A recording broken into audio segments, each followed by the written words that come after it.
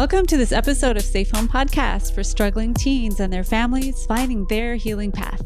I'm Beth Syverson, a mom of an 18-year-old son, Joey, who's been dealing with drug addiction, depression, anxiety, and suicidal ideation for several years. I'm walking beside him as he struggles with his recovery while I work on my own personal growth and healing. Our guest this episode is Dawn McCord, who recently published a book called Chasing Carson, A Family's Journey Through Adolescence, Addiction, and Recovery. Her son Carson is just a little bit older than Joey, and he shared some of Joey's travails with substance abuse, though he has different drugs of choice than Joey has used. Carson ended up recovering through a wilderness therapy program in Georgia. And just like our family, Dawn is helping other parents who have struggling teens. She and I are both going to be working for the new parenting support group, Other Parents Like Me, which you can hear more about in episode 19. So that's how we met, through Other Parents Like Me. And it's so great to have another parent who totally understands what we've been going through as a family these last few years. So welcome to Safe Home, Dawn. Thank you for having me. I'm glad to be here. Yeah, thank you for being here. I think that it's great to let other parents know that it's okay to talk about this stuff. Oh, I absolutely. think there's a lot of stigma still, and people are like, oh, I can't tell anybody. But, well, I don't know, you and I are blabbing it to the whole wide world. So maybe that will give people courage to share, maybe open up with another friend or somebody else or a support person. Yes. So important to get that support. Well, I just finished reading a wonderful book, and I appreciate your honesty and your vulnerability, and your son's story is, it's pretty harrowing. It's pretty harrowing. I'll let you tell some details about it, but how did you get Carson's buy-in? Is he also wanting to help other kids? How did you get him to say, okay, yeah, you can tell my story in a book? Yes. So what we did is, when we were in lockdown, so I was off work for 9 weeks. I'm a hairdresser, and we live in Indianapolis, Indiana. And we had just gotten Carson moved to sober living in Utah after he was in Georgia for wilderness for 12 weeks. And I just felt called to start writing our journey down. So then we finally got to see him in August of 2020. And I took what I had written so far and showed it to him, and he read it with a therapist. And then he read it by himself and then read it again with his therapist. And I said, I won't go any further. I won't put this out here if you don't want me to. But I think we can help other families. And he said, okay. So then I asked my husband and I asked my other son and made sure that they were all okay with it.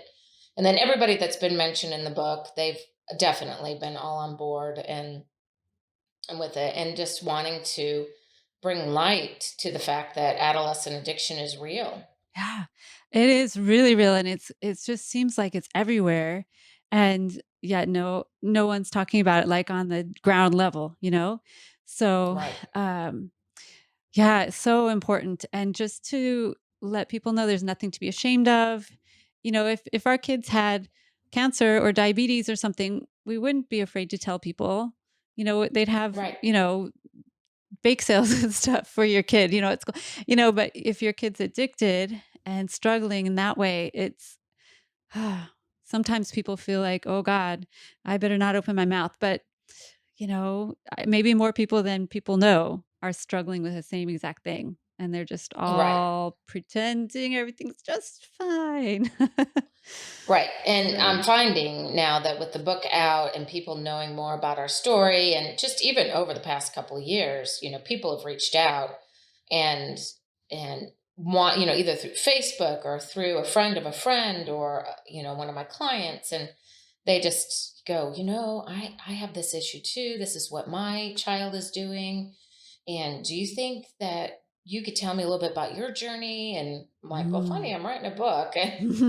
But yeah, absolutely. And it's there's shame for parents because we think, what did we do in our parenting? And then there's just the stigma of when you do decide, if you do decide to, you have to send them away, and they want to know, oh, well, we haven't seen Carson lately. What, what's going on? And you have to decide then, are you going to just have like a little elevator pitch, or are you going to go ahead and just kind of let it all hang out and be transparent? And we have learned that transparency can be the key to recovery for Carson. So, and for most people, is that when you are more transparent, you tend to have a better success at recovery. So if me being transparent on his behalf will help, then so be it.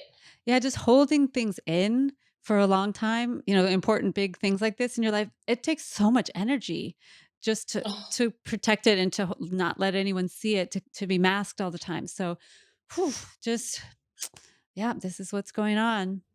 And then people can... It's exhausting. It is. But if you let people know, a safe group of people or whoever you feel comfortable, then they can be supportive. They can check in. How's everything going? It can really help us as parents. If people know, then they can be more helpful to us, I think. Right. So, right. I found that I've spent a lot of time educating on addiction. Like, it's not just a child gone rogue or rebelled. It's, like when we realized we had a problem, I really have done a lot of educating on the brain and neuroscience and how far they've come. And, it's in the middle brain. It's not a character or a moral decision, a rationalization in the frontal lobe. And adolescents, they push the envelope. Yeah. They're going to experiment on something. Yeah, that's their job. Yeah, that's their job. Exactly. It's how they learn to become independent. And anything risky is usually part of that development. Yeah. And then unfortunately, some of our kids experiment and then they get hooked very quickly. And some people experiment and they're fine. They're like, oh, I didn't like that, or I liked it, but it's not worth it to whatever. But some of our kids just get hooked. I don't know what that is, if it's sometimes genetics, or maybe they have trauma, or they're trying to use the drugs to cover up or to help cope with stuff. But for some reason, some of our kids get hooked. Right. And so Carson did that. And I call it he got it bad. When he started experimenting, which he was 14 or 15 with marijuana, and then since he's already a riskier kid, and he's the one that would be like, if a bunch of them thought, okay, well, let's pull our money together and go buy Xanax, which are street for, they're called Xan bars. And they look like little Pez's, if anybody remembers the Pez from our day. And he's the one that'll go, sure, I'll be the one to go buy it. I'll research it on Snapchat, or I'll go down to the seedy part of town and get it. And so then when he really got that feeling, it just really opened the door, and it progressed really quickly. And he calls himself a garbage can. He's a polysubstance user. And so he'll do anything. Now he gravitated more towards the benzodiazepines, which are downers like Xanax and Valium and lorazepam and Ativan and all those. And then he also barbiturates, and then opiates, and then he ended up on heroin. So he liked to escape. He said it, and he talks about it gave him such freedom. Yeah. And it started early and it went quick. Yep. Same thing with Joey. He started, we think, around 13, maybe 12, 13. And he loved how it made him feel. He was getting bullied. He had some early childhood trauma that we've talked about on this pod a lot of different times. And it was cannabis at first that took that feeling away. And then cannabis wasn't quite enough. So then he went looking for other stuff. So, yeah. And it happened. Well, I don't actually know how quickly it happened, because he was doing it for about 2 years before we found out. So how long was Carson using before you figured it out? Well, luckily, the first time he got in trouble with marijuana. Now I have an older son that was at home, so we would smell it around the house, but we didn't know if it was Jackson, the older one. And then he got caught with it, him and a bunch of friends, smoking in our village. And so then from there, didn't know about pills until the next year, his sophomore year, when he went and bought those Xanax, and he ended up he was supposed to share them, and he couldn't wait, and he took one the first night, but then it continued on. Well, then by the next day, we knew that something was wrong.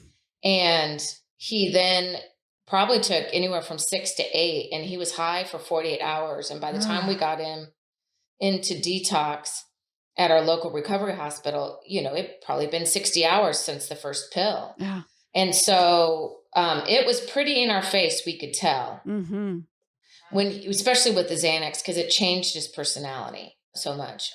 When he was on opiates, or he would sometimes drink when he was in rehab several times, because now I grew up with an alcoholic father, so I know the smell of alcohol, and I'm like, but it doesn't show up on drug tests, and they didn't breathalyze when he was in drug test, not breathalyzing.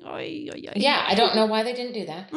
Yeah, when he was going to IOP, intensive outpatient, and so I caught him a couple times. I'm like, "You've been drinking?" No, and of course denies it. Denies it, because he's trying to keep that low hum. So it wasn't till later, when he was in Wilderness, we found out he was trying to cover up social anxiety and generalized anxiety, but the fear of missing out, because he wanted to be with all his friends, and and then it just snowballed out of so then his body's addicted. He felt like if he didn't have anything, he would even go and drink on the way to school. He'd drive over to the drugstore and buy some Delsum and just drink a whole bottle of Delsum. Oh, the cough medicine. Yeah. Yeah. Oh, yeah. Oh, my kid has done all sorts of crazy stuff, drinking hand sanitizer. They'll just get anything. They'll use whatever substance to get that faded feeling where they don't have to deal with whatever anxiety or whatever they're trying to not feel. It's really, you got to hand it to them. That's pretty smart. They're trying to cope and fix something. Right. It's a survival mechanism. It is. And their brains aren't fully developed yet, and they're making, stupid teenager choices, which they don't realize at the time could have lifelong impact. Right. Or life and death impact, as some of his friends found out. Man, you had some really tragic things happening. Yeah. So my oldest son's best friend overdosed in our house, and then 6 months later actually overdosed where he passed away. Yeah. That was so tragic. There are so many just terrifying parts of your story. And then I could relate so much to your story about how you as a parent were like, what the hell am I supposed to do now? They wouldn't take him at the treatment center, or they send him home from the ER, and they're like, whoa, what am I supposed to do with this kid? He's still high, or he's acting irrationally or aggressively, and they just send you home with him. Okay. Right. Great. What am I supposed to do now? And calling 911 repeatedly. And it's just so painful. Our systems are not set up to help these kids and parents and families in general. It's just such a struggle. It is. And you don't know what to do, because especially when it's the first time and he's leaving the house or trying to climb out of a window, or, or several times, over the course of his high school years. And you're like, well, should I sit on him? What should I do? Do I let him go? Do I let him suffer the consequences? Well, do you want to call him in as a runaway? Do you, I don't know. You just keep doing to save your child. You just do what you think you can do. And I sometimes think of people, that don't have a spouse. Like you and I both have spouses that have helped us through all of this. What if you're a single parent? Or what if you're in poverty? What if you as a parent are hooked on something? I mean, there's just so many, terrible scenarios that our kids just can get lost in. Or what if you are African American and you do not feel like you can call the cops to come help you? You can't call 911 because, that's not comfortable or safe, really. So no, I'm with you, Beth, because I think about that all the time. I'm like, now we are just a middle-class family. We do have very supportive extended family and friends that helped for the cost of it.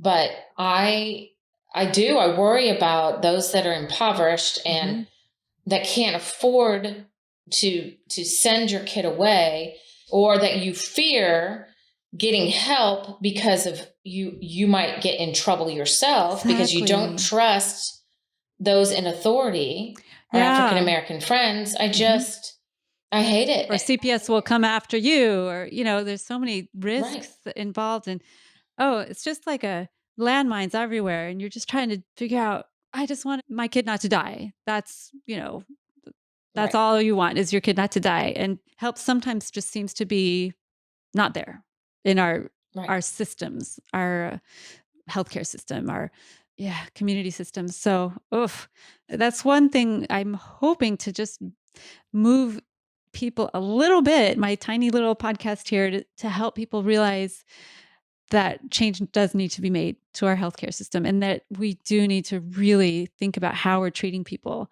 And I don't know, maybe with just more people thinking about what we can do better, maybe things will start to improve for future generations. I hope so.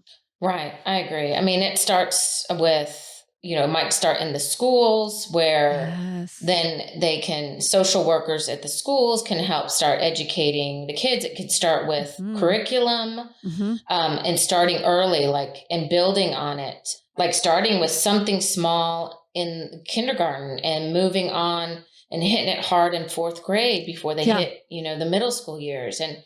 And talking to kids about not just because drugs are bad and don't do them, but explain to them why and what it can do and what's going on in your brain, and explaining to them that some of their emotions and how they can deal with their emotions, and what does anxiety look like? What does depression look like? And how to express your feelings. And so we have to start young. And that's, things move so fast. Technology moves so fast. And the drugs move so fast. They do. They change all the time. And we just trying to keep up. It's on the education of it all is in our schools and in our homes is just, it's really, really hard. And your podcast will help with that, because hopefully maybe some educator that knows more about, because I'm not a teacher, the developmental brain that can help with this. And schools need to get on board. Joey's school was really horrible. I'm not sure if they were just telling me that they had no idea that there was a drug problem at their school because they didn't want me to sue them, but they just acted completely oblivious. They had no idea and had no solutions, no help. When I asked them about the bullying, or kind of pressed them about the bullying, say, listen, my kid tried to kill himself because of the bullying at your school. They're like, oh, he just needs a thicker skin. I mean, that's the kind of stuff that's the kind of stuff I got back from them. So I was so disappointed with that.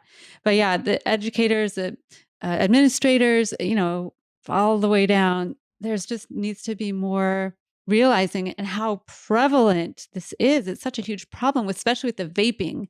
It's so common in the schools. Is it common in Indiana too? Oh yeah. It's everywhere. Yeah. That's a whole nother issue And your son started with marijuana too. But then it doesn't take very long for them to go, that's pretty good. But I bet there's even more cool stuff. And I suppose the dealers just try to say, hey, look over here, you can have this too. And it just escalates. So it's not just the vaping. It's like the vaping opens a big door to God only knows what else. Oh yeah. Because I don't know if adolescents, they're like, well, I got away with this and my mom doesn't know, or my dad doesn't know, or, my dad's, or, or my grandma or my aunt. So, or my teacher, and they can hide it so well with the vaping because it doesn't smell and it looks like just like a piece of technology, like a charger or something. People don't even know. So it takes a lot of paying attention right now with our kids right now. And I was not paying attention. And a lot, I have a lot of educators and administrators in my family, and they say that a lot of teachers, especially at the elementary age, they're not schooled in or educated themselves in trauma or recognizing trauma in children. Wow. In my my cousins who are the teachers in the elementary school, they get it because of their, where they're teaching and the environment or the area where they teach is quite impoverished. But, there are some that just because kids can hide it so well. And because we're not seeing or hearing what kids are saying, because they can do it all by their phone. They can text to the kid next to them. So they're not overhearing conversations. So they don't know that. I mean, there's all kinds of trauma that the kids are. I mean, from, divorce to parents in jail or parents that are substance use abusers as well. And, jail. And there's a whole bunch of trauma. Yeah. I mean, even just having a sick parent, I had breast cancer in 2016 and and my mom passed away right shortly after I was diagnosed. And I'm like, was that something that triggered it with him?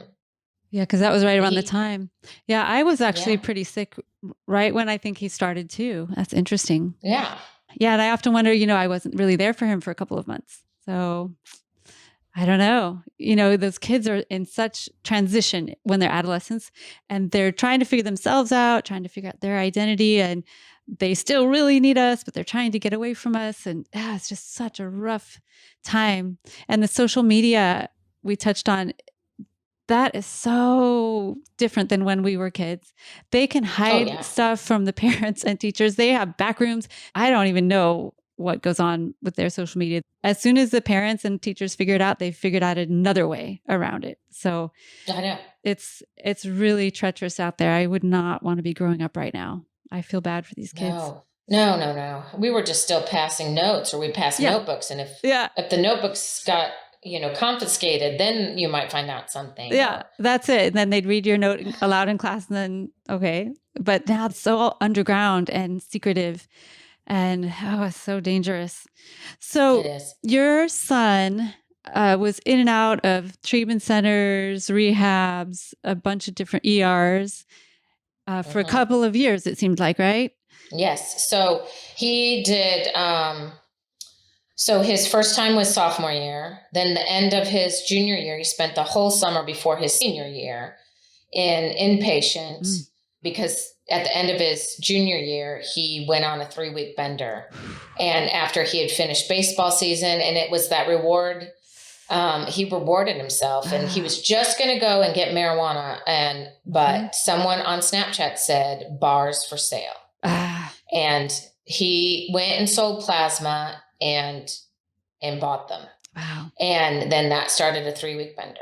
And which landed him in jail. And by this time he's 18 and he's in big boy jail. And we let him sit. We're still at the thought process that he's got to hit rock bottom. It's kind of that tough love thing, but it's also a boundaries thing. But then eventually it was not a drug charge, which that's good because criminalizing drug use is not helpful. Yeah, I agree with you. So it was an assault charge on my husband. And so our state, then the state takes over. So even if we were not to press charges, the state presses charges. So then I had to get our criminal defense attorney, and he has just been awesome. And he helped us and got it dropped if he would go back into rehab. And he did that summer. Okay. And then he was just finished, because it steps down to partial hospitalization and then into intensive outpatient again. And then we got him into a dual diagnosis program. And so we're into the fall of his senior year when he was trying. He had one foot in sobriety and he was going to school part-time because he just needed 3 classes. He was going to work. He was doing this dual diagnosis program. He admitted that he was an addict this past time because we thought, this is his rock bottom. He was 3 days in big boy jail. That would do it for me. He was going to NA meetings. He was going to work and so on and so forth. But at the same time, it was starting to ramp up where he couldn't keep it together. And so he said at that time he got bamboozled into heroin. And so he did heroin for a month before he overdosed. So he just could not, they call it the monkey on your back. It just kept chasing him. Yeah. Yeah. So eventually you found out about wilderness therapy. Right. So he went then from ICU. He survived and After the with overdose. some heart issues and hearing loss, Yeah. which he still to this day is hearing impaired and wears hearing aids. Do you think that'll be permanent? It will be, because it's an opiate thing. And if it's going to come back, it comes back within the first 6 to 10 months. Oh. And so it's long gone. He's got a 70% high frequency sensory neural loss, which means female voices mostly. Yeah. So really, he's not just ignoring you. He really can't hear you. He really can't hear me. And then he wants to play it off like his hearing aids need to be cleaned now. No. So I'm like, whatever. So whatever. Stinkerhead. So he went then straight back to the recovery hospital for round 3. And he knew at that time he couldn't come home. Yeah. So his counselors there, they agreed. And they said he needs longer. He needs to get away, needs to change people, places, and things. And then the search was on to try to find something. And I would come back to show him, okay, well, family found this on the West Coast. And I mean, we're looking to get him out of state because even in Southern Indiana, we thought was too close. Yeah. So he actually found wilderness programs and the ones that he wanted to go to and we applied to. And then ultimately he went to the one in Georgia. He picked Georgia. Okay. And that proved to be the way he was able to recover. Yes. So that's pretty amazing. It saved his life. Yeah. So how long was he in wilderness? 12 weeks. 12 weeks. And like, tell people what wilderness is like. I bet a lot of people have no idea what it is, or they've heard, but don't really understand what it is. Right. So wilderness therapy, it's pretty wild. Some are kind of hybrid where you might live in a lodge and then you go and do adventure outdoor camping on the weekends. His was a full nomadic. So they never came out unless they were really sick or there was really super bad weather, like a tornado was going through. He was in the Blue Ridge Mountains and he was, so what they did is he had all his gear that they outfit him with all the same gear and they live and cook and do their homework and their therapies and everything in nature. They sleep under tarps. They learn how to make fire, and it's in a contained atmosphere that they are, whether they know it or not, are getting therapy 24/7. Yeah. They do these, his was called a pathways, a kind of homework, and it went through different levels. And then there's different, they learn, they get their confidence back. And one, they're getting better sleep. They're getting better nutrition. They're getting, and not all of them have substance use disorder in his group as bad as he did. They all use substances, but some of them, they were struggling with thriving. Some of them were finally diagnosed in wilderness, and where we did find that he finally had several comorbidity issues, and a lot due to the substance use. Like the anxiety, is that the? But the social anxiety, generalized anxiety, a learning disorder, and then of course all the different opiate. So we have all the codes going forward. He can get, if he decides to go to school someday. He did graduate from high school. Yay! When he was finally got to Utah to sober living.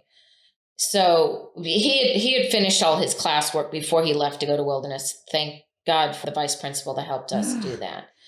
So he actually did graduation virtually, but everybody that was in 20. But so in wilderness, so then about every 3 to 4 days, they would move campsites and they do hikes and they have all these these different quests or journeys or steps, to the next level where they become a mentor and it really built up his confidence. And all his friends used to think of him as a leader, and he never stepped up to the challenge, even in all his sports or any of that, because he did not feel it inside. He did not feel the confidence inside. And so that was another thing. And he stood taller. And And then he was, 90 days or plus away from substances. Yeah. I think he was out there 100 days. And then the longer you're away from substances, your brain can heal, and then cognitive change can happen. And you really get that. And you can fail and succeed in the wilderness with learning how to, usually a lot of them use bow drilling, and which is a way to make fire, and how to sit in it when you can't make fire because you just made like 10 in a row. It's called busting. But then you'll have a week where you can't bust any. And just learning to sit with it, or sit with the uncomfortableness of being cold. And it's not, they prepare them so well. And today Carson works for a wilderness program. So he works with adolescent boys, 13 to 17-year-olds. He has come full circle. Wow, that's so great. He just believes in it so much. It saved his life. And I was on another podcast with Dr. Will White, and he says it's not uncommon for students of wilderness to work in the industry. Yeah. Because they believe in it. It saved their life. It was such life-changing and character-defining. Well, I think that's wonderful that he's back in it, because I think helping other people, pulling other people out of it is so helpful for their own recovery and strengthening their own recovery. And thank God for people that are willing to go work in the wilderness. I know. I would not want to do that. That sounds terrible. I know. To pee in the woods I can do it because if I got to go. Yeah.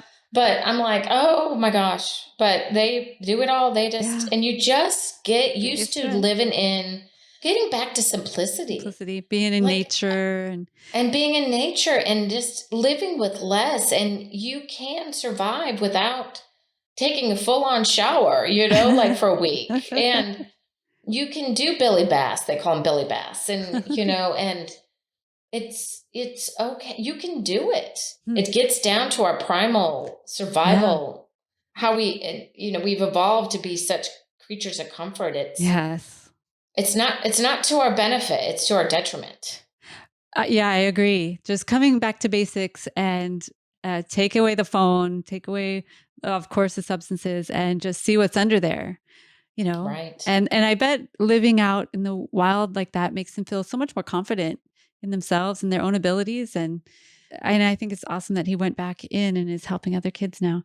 When you first put him in there, he had to comply because he was 18. So you couldn't just put him there. But when you made that work for him, was he happy with you, or did he go kind of grudgingly, or he knew he had no other options? He knew he had no other choice. This was, and this could have been his subconscious screaming for help. Yeah. Like, I need more too. And I can't do it on my own, because he knew. We had told him at the end of that summer before, he overdosed, and before he went into his senior year of high school, we said, if you start using again, you can't live at home. Yeah. And we knew something was brewing because things were just not adding up. And it was fall break, and we were kind of year-round school, so we had 2 weeks fall break. And it did. It ended up, he overdosed on his fall break. So he knew, the first thing he knew when we sat at the conference table, back at a recovery hospital, I said to him, you can't come home. And he goes, I know. Yeah. Yeah. Yeah. Yeah. We're at that place with Joey too. So he's figuring it out. But after a certain point, it's obviously not working, for one thing. And the parents just can't keep, we have to have a life too. Everybody wants to be on a healing path, and we all want to be, finding environments that fulfill us and help us to get there. So it's really tough to say, nope, sorry, you can't come back home. But, if it worked at home, it would have worked by now, right? Right. Exactly. So I just learned a phrase that it probably could be an Al-Anon principle, but I got it from reading the book called BALM, The Loving Path to Family Recovery. And basically is, if your loved one is suffering with substance abuse, are your actions and are your thoughts and what you're doing, is it contributing to their recovery, or is it contributing to their use? Mm-hmm. And sometimes, especially as parents, a lot of times we are just too close and we don't even know we're doing it, but we contribute to their use. And I write about it in the book. Like, and my thought was I would give him, $10 to go to McDonald's between school and work. Yeah. Well, he says, I spent it on heroin towards the end, Mom. But I thought he's doing all the good things. Of course. Why can't I reward him? Yeah. Yeah. Right. Did you know that $10 could buy you heroin? I was shocked by that. No. I thought heroin would have been much more expensive than that. I thought, okay, you can get weed for $10, but I think they can get anything for any amount right now. Oh, yeah. I mean, it could be just enough, a couple snorts, kind of thing. And it's probably cut with all sorts of horrible things and fentanyl, and you just don't know what they're getting when they're buying off the street like that. It's crazy. Oh, my goodness. What tools did you use to keep yourself sane and alive through this whole horrendous episode? Well, while we were chasing him, not a bunch, because, everybody did know because he was out of school that first 3 weeks. And so till it came to another big crisis, we kind of kept it under wraps. Uh-huh. Thanksgiving and Christmas of his junior year, family was starting to figure it out. Like, he's acting weird. And, And so basically we kept it to ourselves. We would talk when he was in the rehab and we would do family group. We would definitely talk through it. Mm-hmm. I talked to my closest best friends, but I even kept stuff from my parents because I couldn't battle them and battle him at the same time because they were still at the mindset, and because most of us were, that he had a choice. Yeah, it's a character issue and he's just not strong enough in his willpower. Right. Yeah, heard all that. Right, the willpower and the discipline. And they can't. He had unlocked the door to the monster. Yeah, it's a very strong thing that happens in your brain. And if you talk to anyone that has tried to diet and says, okay, today I'm not going to eat blank. And then they do, okay, well, then you understand, right? It's the same exact thing. I'm sure your son wasn't like, let me try to destroy my life. He was just like, I need something to calm me down or be able to go out to this, whatever. And I need something. So let me go get something. And then it just kind of piles on. And then you are at wilderness. And thank goodness that you found something that helped him though. And to get so recovered. How long of sobriety does he have now? In October, it was 2 years. Wow. That's a nice long time. So now part of recovery is slips or relapse. Yep. And so not to tell the end of the story, but it happens. I'll just leave it at that. Mm-hmm. So when he was in sober living, he had a slip. Mm-hmm. We'll just leave it at that. Yep. And then you can read about it in the book. Yeah. But it hurt. It hurt him hard. He was devastated. And that's how the impulsivity is. And he has still had some issues when he's been in programming that wasn't substance, but he has realized what his impulsivity is. Mm-hmm. Mm-hmm. So. Yeah. So he can kind of watch himself. And if he starts going down that path, go, whoa, is he able to stop himself now? Or is it more like watching himself go over the edge? It says he gets this tunnel vision, and he just had something. He impulsively bought something that he knew he couldn't afford. And when he told me, and he usually tells me about it, and I started crying because I was just gotten over COVID. He got over COVID. He hadn't worked. He had missed a shift. And I'm like, I would rather you go and spend that money on boots that you said you needed for the field. And it was so shocking to him that by the time I called him back, because I was just going to text him, I just couldn't talk to him. I was just distraught. Mm-hmm. And because I thought it's going to affect us because he's going to need money. And we just called him back and FaceTime. And it caused him to go and return that item.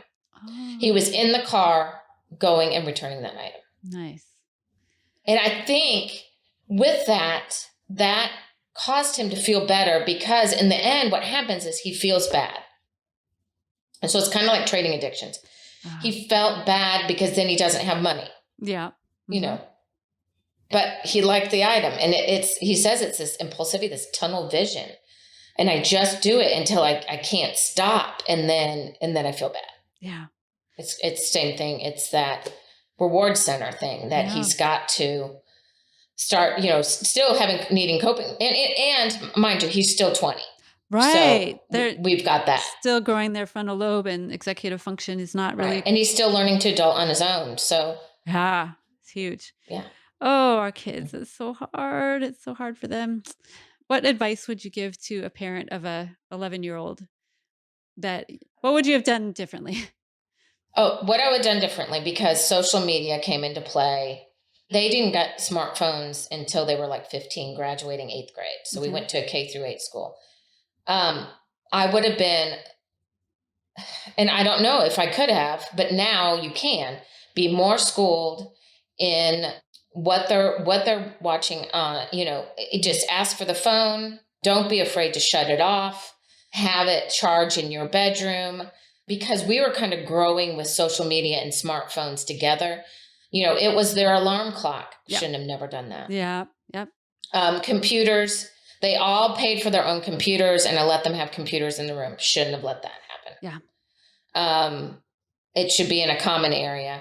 I know they have laptops now or iPads for school. And it's going to get harder, but start early of keeping it separate, or, okay, you need to turn in your laptop, turn it in for charging into the parent's room is one of the biggest things. Because we were totally enmeshed in his life with sports and youth group and all that. I would say the biggest thing is the social media and the smartphones. Is because that's how the drug dealers get to them, and that's how they manage to,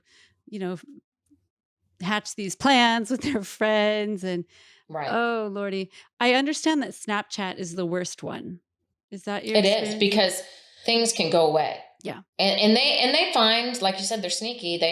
They'll have their own little codes or little emojis or whatever, and so it goes over our heads. They'll have fake accounts. Oh yeah. Yeah. Once you figure one thing out, they'll create another to keep stuff away from you. But yeah, if you're paying the bill for that phone, you get to decide who gets to. And you get to passcodes. You get to, if you can figure out, now there's programs for mirroring everything that they do. Yeah. I'm sure there's a lot more out there than even when my kids had started with all this. Yeah, it just continues to grow. Yeah, and keep the conversation going. And this is why, and explain to them what it does to the brain. And because we started out wrong. We were started out with just don't do it. And I was probably pretty heavy-handed, as in kind of a lot of yelling. We started out that way, thinking that would, evoke change. And it doesn't. No, not usually. Yeah. So just conversation, probably starting really young about saying no to things, and I think kids need to know that, the drugs will make you feel really good. I think that's important for them to know, and it will really destroy your life because it feels so good. You're going to want more, and then it's going to be hard to stop. Right. So you can have my book on hand for when it gets time, because a lot of adolescents are reading it right now. Yeah, I bet. Because they think it won't happen to them. Yes. I know. I thought that as a parent. I thought my kid, by the way, was in baseball too. He was a pitcher, and reminded me of mine's a catcher. Yeah. And I just was like, he would never jeopardize his baseball. He would never use drugs. I thought that would keep him safe. Nope. So, gosh, I am so happy though that Carson is on the healing path and he is helping other kids. I think that's so positive, and I'm so glad for you. And you have your other son in college too, I think, right? Yep, he's in college as well. Yeah. And he's had his share of experimentation and mess around with. That's the thing, is the drugs are so hard today, and they're not fearful of the hard drugs. So even my older son has messed around with hard drugs. And we talk about it openly that, I've said to Jackson, is his name. I've said to him, like, you might not have the gene that's like Carson, where it's all or nothing and polysubstance, but the things are so dangerous right now out there that you can, one, become physically dependent on it. So then you'll still have to withdraw from it, but also you don't know what's in the product. I mean, you just don't. It's just so dangerous. We talk about it a lot. Yeah. I just had a friend, their daughter died with a fentanyl overdose. They didn't know it was in it, It's risky. It is definitely, it's fentanyl poisoning, because they didn't. Nobody intends to overdose unless, unfortunately, it's suicide. Yeah. But this person was not trying to overdose. They were trying to just do a really small amount of heroin, just to, just a little. and they were trying to do it a safer way, but it had fentanyl in it. And kids, you have no idea what has fentanyl in it and what doesn't. So it's so risky out there. So just, oh God, be careful. And I know. Read Dawn's book. Have your kids read Dawn's book and see what can actually happen to families. Drugs are a destructive force, that's for sure. They are. And disease for adolescents progresses quickly. Yes, I read that in your book. What do you remember the stats on that? So here's the thing. Here's what it says. Although the addiction process is similar for adults and adolescents, it happens more quickly for teenagers. If substance abuse begins in adulthood, it can take 8 to 10 years for an individual to reach chronic stages of dependency. If the onset is during adolescence, it can take less than 15 months. And that is by Dick Schaefer, and he wrote the book Choices and Consequences, and which is a really good book. Yeah, that's just really terrifying because your kids, to make things easier to be addicted in adolescence, that's just like, oh no, that's a bad combo. Oh my goodness. Right. Is there anything else you wanted to say or anything we missed? Just be easy on yourself as parents, because we're navigating this world as best we can, and just keep the lines of communication open and educate yourself on the science of addiction, and just keep the conversation going. Yeah, definitely. Continue the conversation. And how can they get a hold of you? They can get a hold of me through www.adolescentaddictionandrecovery.com. Nice. You made that before your book, right? Or alongside your book? Alongside my book. It's a blog because I figure, let's continue the conversation. So find Dawn on her website. Go read her book, Chasing Carson, A Family's Journey Through Adolescence, Addiction, and Recovery. Thank you so much for sharing your story and Carson's story. Tell him thank you and tell him we wish him all the best in his recovery. Thank you. And I feel the same for Joey. I'm praying for him daily. Thank you so much. I appreciate that so much. And thank you to all the listeners and your support of our podcast and our kids. And we're all just trying to make this world a little bit easier for everybody to make it through. So make sure and share this episode if you know any families who might be struggling with addiction, with a teen that might benefit from Wilderness. Maybe they hadn't thought of it. This would be a great episode to share with them. And you can find Safe Home Podcast on all the places, all the social media. Also, we have the pods on YouTube if that's a little easier for some people than navigating podcast apps. So thank you, everybody. I appreciate it. And let's all stay safe.